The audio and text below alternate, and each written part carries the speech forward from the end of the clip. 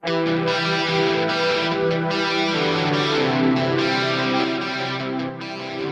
back to the Fourth Way Podcast. Today is a special episode since it is Independence Day in the States. I thought about this for a while and racked my brain trying to figure out what to talk about, as there's just so much going on in my head right now about the United States. I am actually recording this episode in mid-January, and in light of recent events with Iran, it really helped to solidify what I wanted to talk about. Before I get into the topic for today, um, I do want you to know, and this is important because some people might think that the way that I talk means that I hate the United States of America, and that is not at all true. Um, and it kind of disappoints me that a lot of times when you acknowledge the United States faults, that at least for a lot of people, especially people in my conservative Christian community, that acknowledging faults and critiquing is the equivalence of hatred and anti-patriotism. And that's unfortunate because, Jesus says that it's when you shine the light that darkness recedes, and if you're not able to shine light, then darkness is able to fester and advance. And that's kind of what I feel. What I feel happens, and part of the reason that injustices go on is because we are, whether we say it or not, many Americans, especially in my group, are nationalistic. Maybe not to like a certain extent that you might think of nationalists, but I mean we are nationalistic. It goes beyond mere patriotism to nationalism. So please know that I am thankful to have grown up in the United States. I'm thankful for the freedoms that I do have. I'm thankful for the blessings and the comforts and all of that. But that doesn't mean that I can't recognize how some of those comforts and freedoms impact the rest of the world and how they were obtained and who they were obtained for and whatnot. So I don't hate the United States of America, but today is going to be a reality check if you think that the United States is perfect. So hopefully that's out there and you kind of understand where I'm coming from. That's my kind of caveat here, and we'll just go ahead and get into it. I will try to keep this as dispassionate as possible and not get frustrated or angry or anything else, because this isn't going to be railing against America. It's about seeing the world as it truly is. Years ago, my elevation of the U.S. began to crumble. I used to think this idea that we are a unique nation, we're a Christian nation, we are a just nation. All of those things. We might have a fault here or there, slavery kind of being the main fault that we've had in our history. But by and large, we've had a lot of good Christian moral people trying to do good stuff, right? For everybody. We're founded on greatness. I was a typical kid.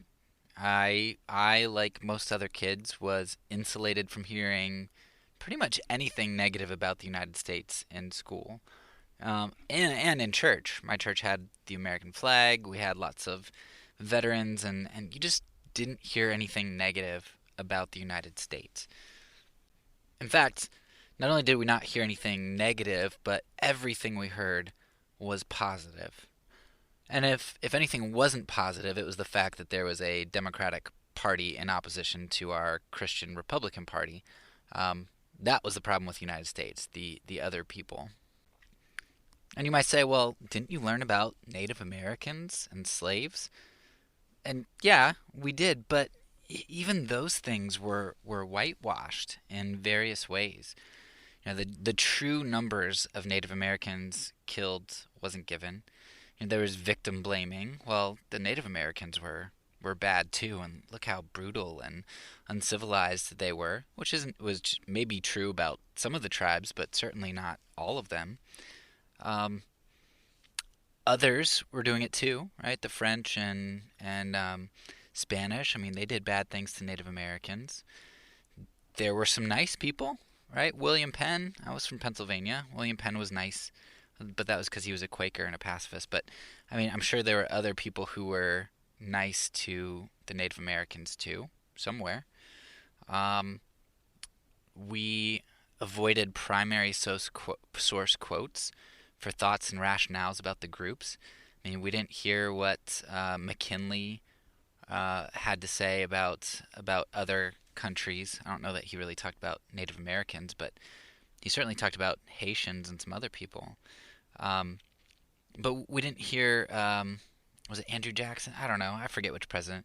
But we didn't hear any primary source quotes of people justifying the barbarism against Native Americans and not viewing them as humans. And then there was even this implication that the spread of religious freedom and independence for everybody who wasn't Native American kind of justified all of those things, and at least retroactively. And you could do the same thing for the slaves, right? The true number of slaves, you didn't really know that slavery was even bigger than you could have imagined that it was.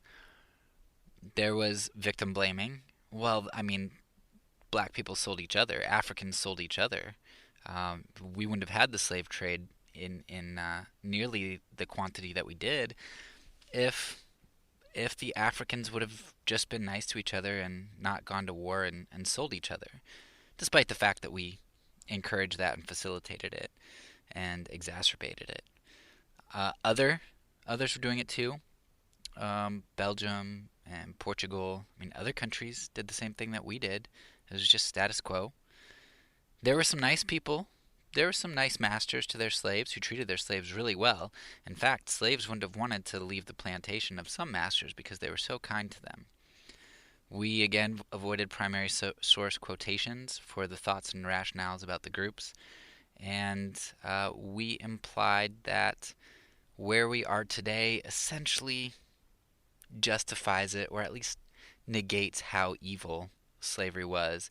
And all of the black people fighting for, these quote rights that they're fighting for today just need to get over it because slavery is 150 years in the past. Sorry if that's not your experience growing up, and I know that sounds really calloused and harsh because it is, but that was my experience, and I guarantee you that's the experience that a lot of other people have. A lot of people. We whitewash American history, and those were just two examples, And when I started to kind of see the cracks in just these two things, I grew up and I started thinking for myself, and I discovered that the United States is a legacy of horrors. I mean, the Trail of Tears, okay, that involves Native Americans too, but that one incident in and of itself is horrendous. The way that we treated not just warriors, but women and children and old people, and just massacred them essentially on a death march. The treatment of Chinese immigrants on our railroad, as well as other immigrants, but especially the Chinese out west, was horrible. The civil rights and the things that we did. I was just reading Ronald Sider's book, Nonviolent Action, and he's kind of going into the civil rights movement. And excuse my ignorance here, but the way that I envisioned civil rights in my head was, there were maybe a couple tumultuous years, and there were maybe like one or two, probably more than one or two, but like 5 or 6 kind of sit-ins or big things that went on, and then the scene just changed. But there were decades of things going on where people were protesting. There was at least a century of lynchings and terror, especially if blacks tried to vote or tried to get ahead. It was just terrible. And reading Sider's book, I realized not only that and how long that struggle went on, but the thing that changed the hearts and minds of people wasn't the fact that black people were getting hurt. It was essentially the fact that some white people who went with them were getting hurt too. There was in one of the, I think it was a freedom ride, there was a white priest from like Boston or something who was beaten up and eventually died, and that kind of ticked people off up north enough to really care enough to try to legislate stuff.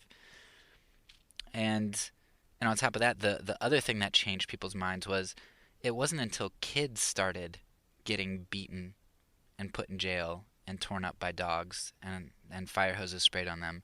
It wasn't until that hearts and minds started to really shift more so. Um, and that was towards the end of the civil rights movement when the kids started coming out in droves. But kids, like young kids and teenagers, and in one of these, they were driving the kids. It said 2 miles to jail. They had to walk because they couldn't fit them all in their vehicles, and they were using cattle prods to drive kids 2 miles, running or at a fast walk, to go to jail because they were non-violently marching. I think that one instance was for voting rights. That was my parents' generation. Both of my parents were alive when this happened. Like this isn't just archaic United States pre 1776. This is my parents' United States. Then of course we have Japanese internment camps. We have starting to get into things that are less known.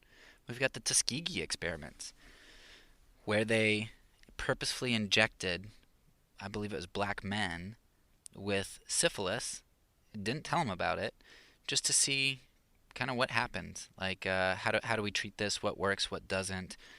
And they essentially condemned innocent men to die. They used prisoners for experiments. They,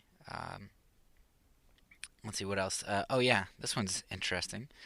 Supreme Court case. Like, we're not talking about just some small riffraff who decide to do something crazy in some podunk town. We're talking about a Supreme Court case, Buck versus Bell, which approved the sterilization of essentially poor people. They said it was like mentally handicapped individuals or people with extremely low IQs, so supposedly retardation. But I found an interview on YouTube of one of the individuals who was forcefully sterilized. And the truth is, it was really against poor people, because basically the ways that they assessed people, it really had nothing to do with like a mental assessment and really figuring out if they had any disabilities. It was extremely skewed towards basically your socioeconomic status and whether your parents were considered deplorable or not. So they forcefully sterilized a bunch of people. And in the Supreme Court case, Buck versus Bell, Oliver Wendell Holmes' famous quote from that is, as he's ruling against, I don't remember who, Buck or Bell, but he said, "One generation of imbeciles is enough. I'm not gonna allow there to be another generation of imbeciles. So get sterilized, because then we don't have to deal with any more of your kind." And we were so good at the eugenics movement over here in the United States that the Nazis actually based a bunch of what they were doing in their eugenics program on what we were doing in the U.S. We had Nazi officials, future Nazi officials, who came over and took notes from what we were doing and implemented some of the same programs. In the Vietnam era, there was something known as McNamara's Folly, and you can find some YouTube lectures on this as well.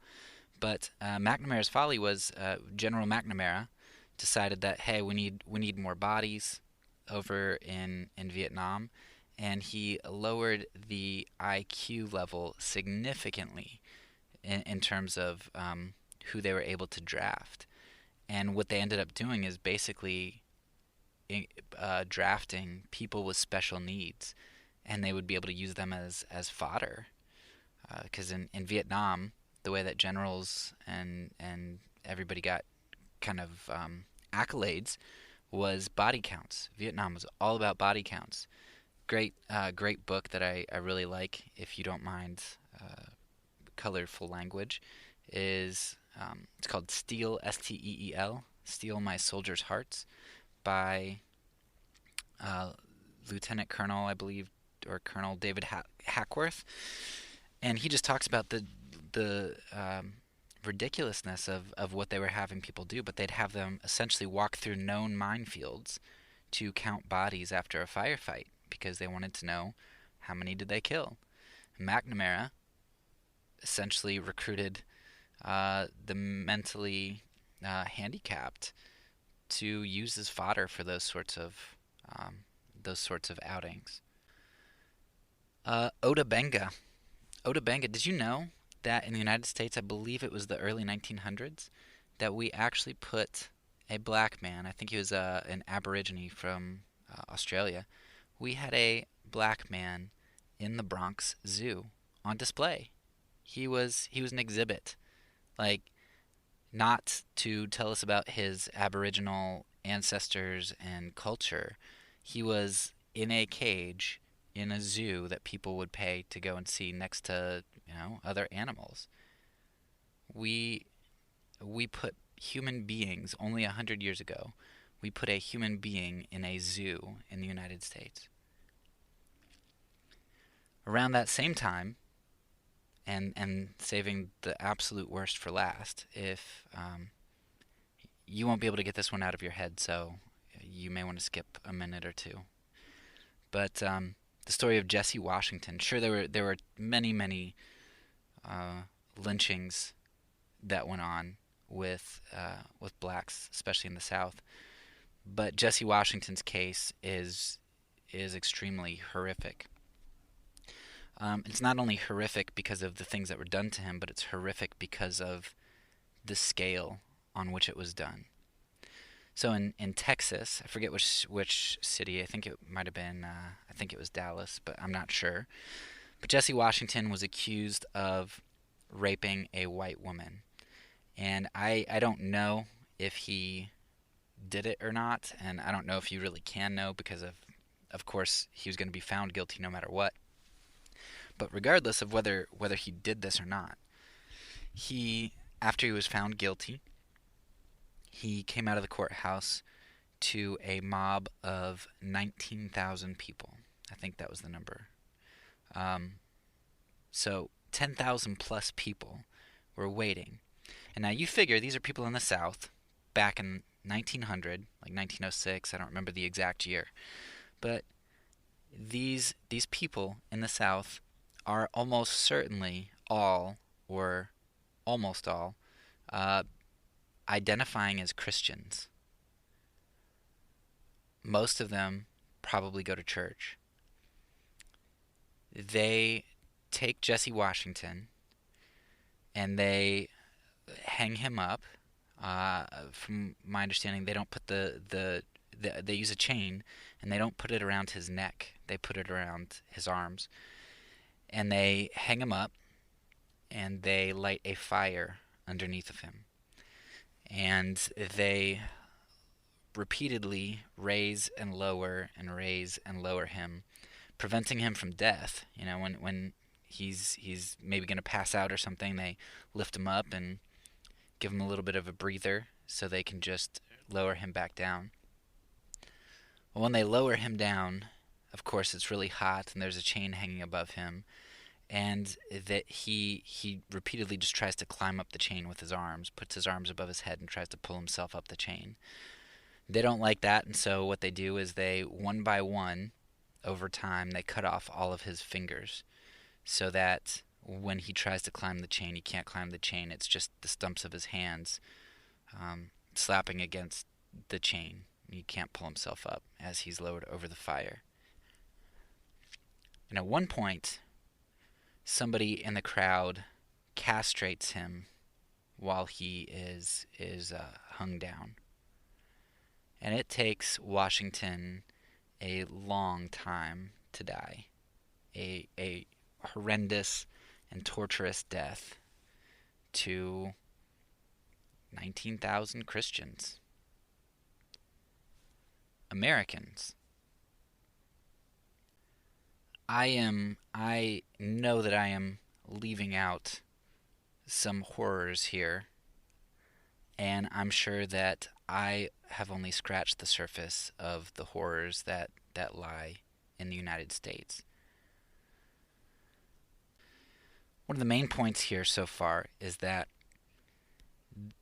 some of these things, sure, are done by an individual or a small community of people, like say McNamara's Folly. I'm sure that was a small group of powerful individuals in the army who made that decision, or perhaps the Tuskegee experiments. But a lot of these things are done by large groups of people, or groups of people who are representative of a very large idea or belief that is within the American population. These aren't outlier sorts of things. These are incidents that bubble to the surface and show what's in the hearts of American citizens and government. All of those sorts of things, all of the things that I learned about the United States, um, that I just mentioned, they primed me to learn more about the U.S. on an international scale. Because everything I've talked about so far was right here in the homeland of the United States. Um, I didn't even begin to look internationally at this point. But I've been on a Noam Chomsky kick lately and learning about the history of the United States and our complicity in world violence, poverty, and death across the world. And the picture is no prettier. In fact, it's even uglier in terms of the amounts of people we've affected and killed. Now, most of these things aren't, let's say, like Jesse Washington. It's not looking somebody in the face and torturing them and just hating them as you watch them die slowly. It might be dropping bombs or putting sanctions on something, or making impact in some political way that starves a nation or produces a century of abject poverty.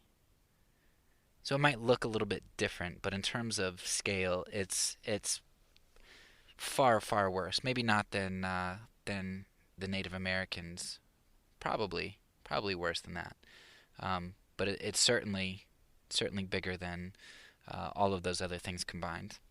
So I won't be able to elaborate here on everything, both because it's way too much and because I've really just started to dig and to learn.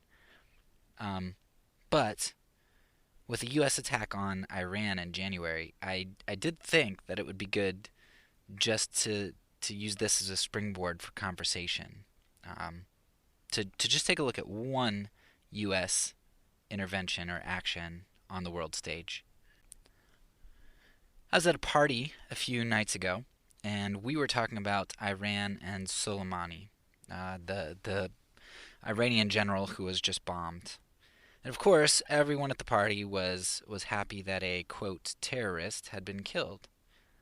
But when I asked a number of the older individuals in the room why they thought Iran hated us so much, the common answer was what I was taught when I grew up, which was that they were Muslim and they hated the freedom that we had in the West, and they hated our depravity.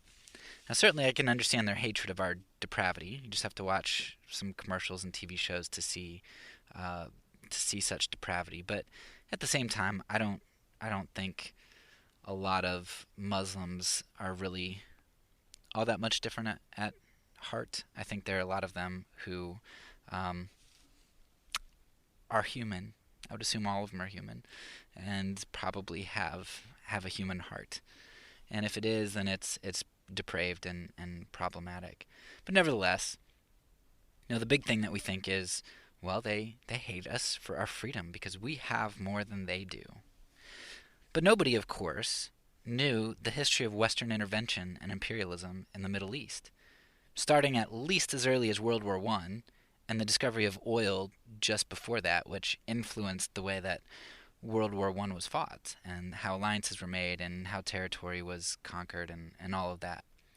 Nobody in this room that I was at knew that the U.S. had overthrown an important word here, a democratically elected leader in 1953.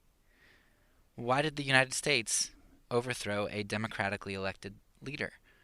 Well, because British Petroleum, since World War I, or right after, had conquered and therefore won oil, right?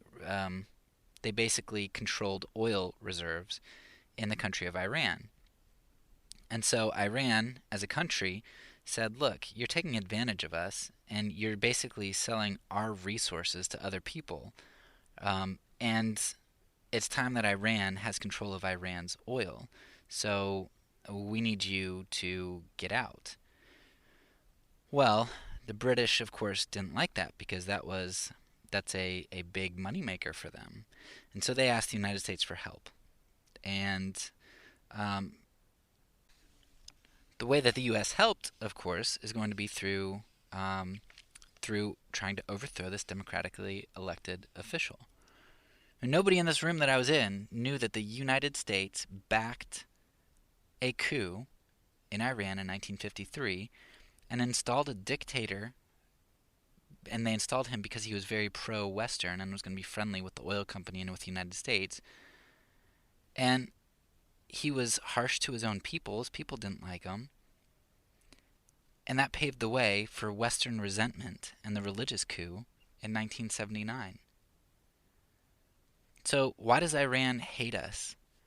Maybe because we helped another foreign power try to exploit them, and the way that we did this was we overthrew a democratically elected leader and subjected them to 25 years of oppression from a leader that they didn't want. So Iran got tired of being exploited by the West, and we got tired of a country who got tired of us exploiting them. And so we took care of it. So in that scenario, who's the anti-democratic terrorist? It seems to me that the United States, in that instance, is pretty clearly at fault and is anti-democratic, and maybe depending on how you define terrorist, maybe not a terrorist there, but that's a big problem. And that's not an isolated incident. When you start looking at our overthrow of democratically elected officials around the world, particularly in South America and some of the islands like Haiti, our history is filled with that. But anyway, let's get back to Iran. So Soleimani and Iran may have acted out against the West, and they may be responsible for many American deaths. And even if the United States did bad things to them, that would not justify terrorist actions, like let's say 9/11, where you go and you bomb Twin Towers and you kill lots of civilians. That's terrorism, and that's something that we don't want anybody to do.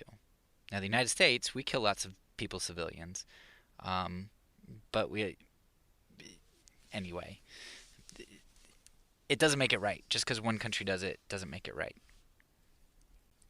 Nevertheless, through our sanctions and our actions, we are responsible for Iranian deaths as well. Why do American deaths count more than any other human death, especially for Christians? For Christians, why do American deaths count more? They shouldn't. And one of the main allegations against Soleimani is that he was selling or giving weapons to Iraq to kill U.S. soldiers.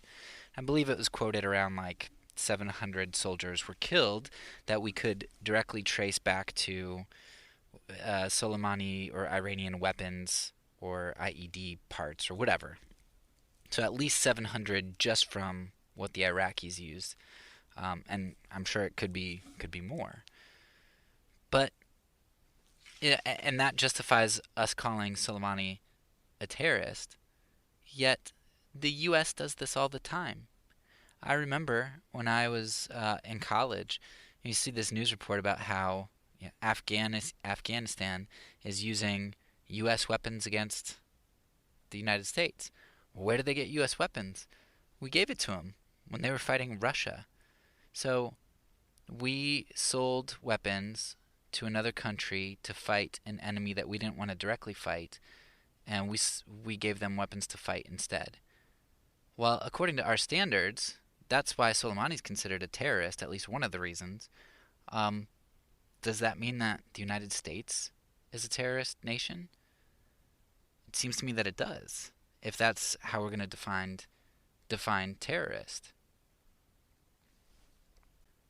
We've got a double standard on morality when it comes to how we excuse the United States. So, in summary, here we initiate coups against democratically elected officials. We assassinate officials. We provide weapons and support for proxy wars against our enemies, and we exploit countries for our financial gain. What does that make us? Many times. So, what is the point in saying all this? Because I'm sure by now I told you that I don't hate the United States. And by this point, I've probably done a lot of convincing you that I lied at the beginning. But I really don't. I'm not trying to get you to hate the United States either. I'm still not ungrateful for the comforts and freedoms that I have um, at the expense of American lives who at times have secured that for me, and the lives of many other people around the world too. Um, because we have exploited other countries, I can live in comfort. And I do like that comfort. It is nice. Because we've overthrown democracies elsewhere, I have comfort. I like comfort. That's nice. Because we've assassinated people that we don't like, Jesuit priests and democratically elected officials and dictators, bad people too. Um, I have comfort. I like comfort. It's nice. So I am thankful for the wonderful things I have, but I am not thankful for the way that those things were obtained. And to call the United States out for its evil is a necessary thing for Christians to be able to do. So let me get to just a few points that I think Christian Americans should draw from our discussion today. Number one, you need to recognize that the United States is not the first benevolent and just empire in history. The U.S. certainly is an empire, and empires, because they fear collapse and because they love power, um, remain empires and expand their empires because they exert power over the world. And power in the world is most often exerted through violent force, or the threat of violent force, or violent economic force, which most people don't think is violence, but it is. To put sanctions on a country effectively starves that country if the sanctions are severe enough. Sanctions can kill more people than bombs can. If you get the time, one of the things that you should check out is Noam Chomsky's discussion on Haiti. I remember talking with a relative, and he had taken a mission trip to Haiti, and he talked about just how horrible the poverty was there. He just said, I just don't understand it. Like, how do you get that poor? Well, when you learn about the history of Haiti and the United States, as well as France and some other countries' intervention in Haiti and the way that they took advantage of it, and um, it's a long story, but when you hear that, you're like, Haiti's not that way because the people on the island are lazy. It's not that way because they've got a certain culture that they're just that way. Those people are just that way. It's that way because, in large part, we made it that way. And it's a terrible, terrible story. But it's just another thing that shows you that we are not the first benevolent and just empire because we're not benevolent and just most of the time. Much of the time, some of the time. I don't know. I don't have statistics here. But we're pretty terrible. We like our comfort and we like freedoms at the expense of others. And by freedom, what I've come to understand is that uh, freedom usually means my ability to do what I want to do. Whereas if another country, if we had to really compete with them, bananas might cost more and groceries might cost more, and that would influence my ability to choose more things to buy and to live leisurely. Um, that's largely the type of freedom that we get from a lot of our interactions with the world. Number two, in light of our Just War series, as well as our Memorial Day episode on the sacrifices of war, we need to be really careful about idolizing and worshiping military actions and military members. Just want to remind you about Yoder's blank check mentality, right? With this idea that, well, if the government decides to do it, then we just kind of need to go along with it. Romans 13, right? Um, that's not true. We're citizens of another kingdom, and sure, we submit to government, but we don't obey it. Two very different things. We submit where we can, but we do not obey where it conflicts. So even if you are a just war adherent, our history should make you think twice about whether it's even possible for an empire like ours, filled with self-interest, to participate in a just war. Certainly, I would say every other country, because they're human, is filled with self-interest, yes. But when you are filled with self-interest and you have the power to exploit others, chances are that's what you're going to do. You're going to use the power that you have for your self-interest at the expense of others, where you can, at the expense of the powerless. If nothing else, the history of the United States should make you seriously consider every military action carefully as a Christian. I think it's really important to play the devil's advocate. Don't be easily persuaded, and don't have this beautiful vision of what the United States is in your head. Assume that the United States is like every other empire that came before it, and self-interested and unjust. Assume that from the get-go, and critique every time they want to go to war. You critique that like you're an opponent, saying, well, what about this, and what about that, and what about that?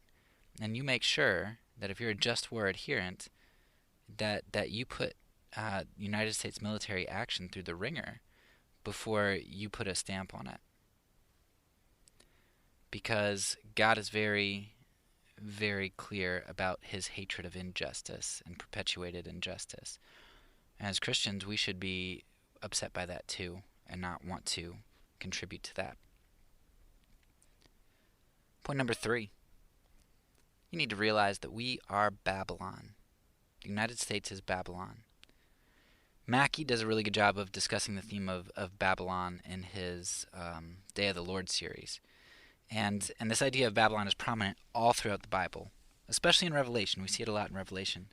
But what Mackey argues is that this idea of Babylon is not this idea of a specific nation, Babylon. Sure, we do see the specific nation come up in the Old Testament, but what you often see it referenced as is it is symbolic of government, of the government in power, particularly the government in power when it expresses itself in wickedness.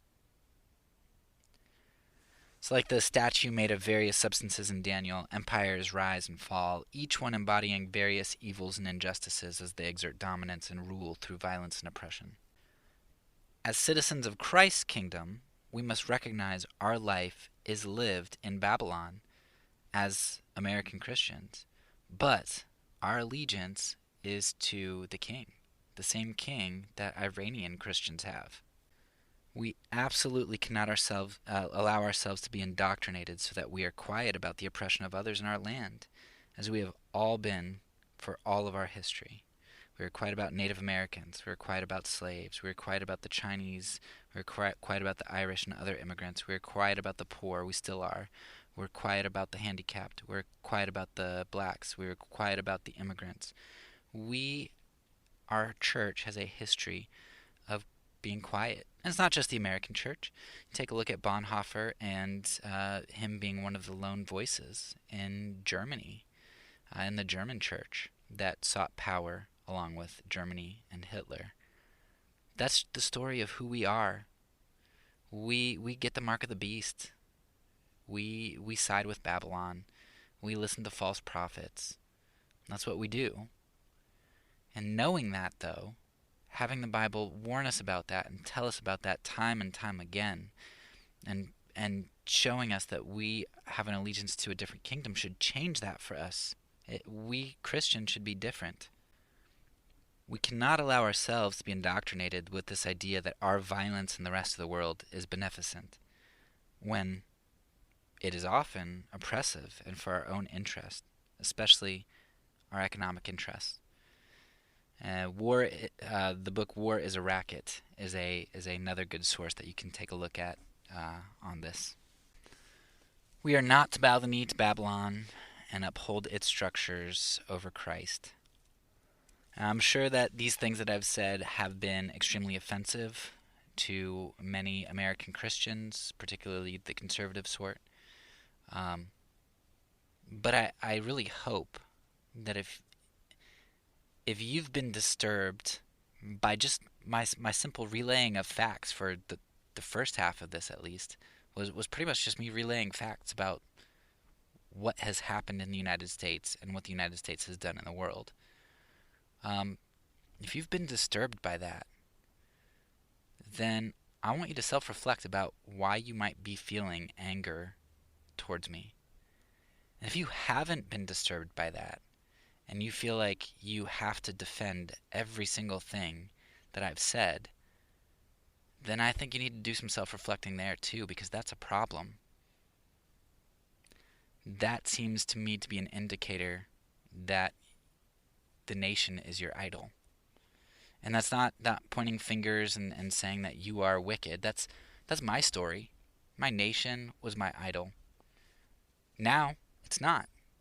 But I just have different idols. I'm human. I have a human heart. So this is not about throwing America, the United States, under the bus and throwing political or national idolaters under the bus. This is one Christian trying to help other Christians live in the kingdom, the big K kingdom,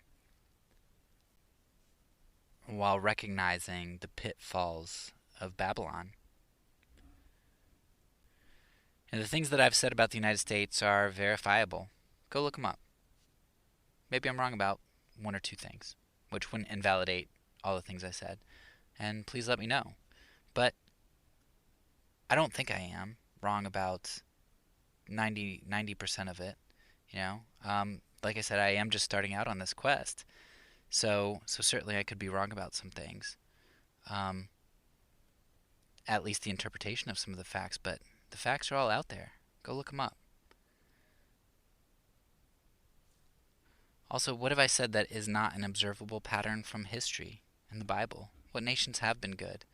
What does the Bible say about nations? What have I said about our tendency to make idols of nations that isn't true of human nature since the fall? Now, if you are angry right now, you need to do some self-reflecting and think about what is the source of that anger. Because God gives us emotions as indicators. And I know that when I'm angry with my kids or with other people, most of the time it exposes an idol in my heart. I'm angry with my kids when they get out of bed when I put them in there. And they should listen, they should go to bed.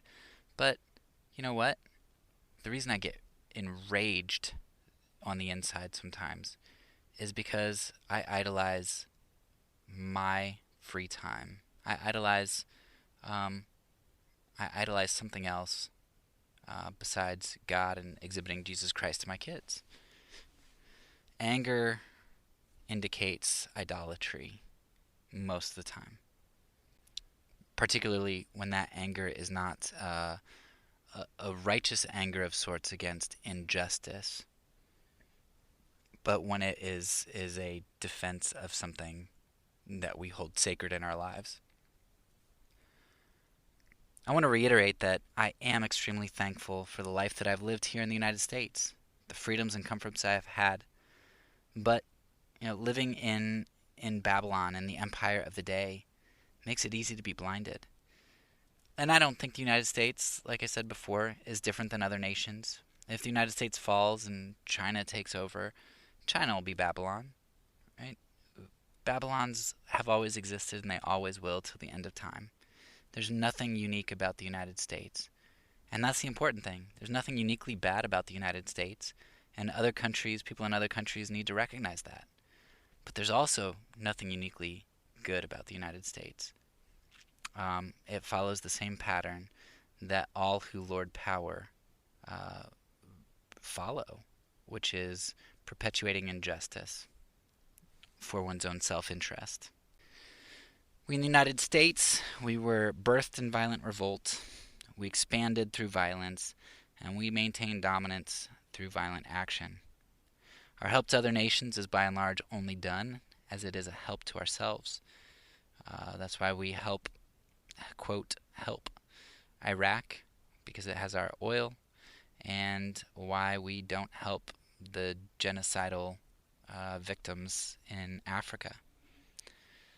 We mask our oppressive actions as benevolence, and we tell our people that fiction, and most of us believe it. As a Christian, our freedom doesn't come from earthly government, but from our identity in Christ. And that identity is not limited and discriminatory like our American freedom. It's generously made available to all peoples, inside the borders of a nation and outside. As Christians, we need to live in light of our true allegiance, to be cautious about governments which desire to become our gods, and live in love and peace towards all those made in God's image as we seek to expand the kingdom, not to hoard it and isolate it. Challenge you to listen to some of the resources below or read some of the resources below, do your own historical research, and do a lot of self-reflection. And after you've done those things, feel free to contact me to critique something that I've done or said, information that I've given, or just to chat more. But that's all for now. So peace, because I'm a pacifist. When I say it, I mean it.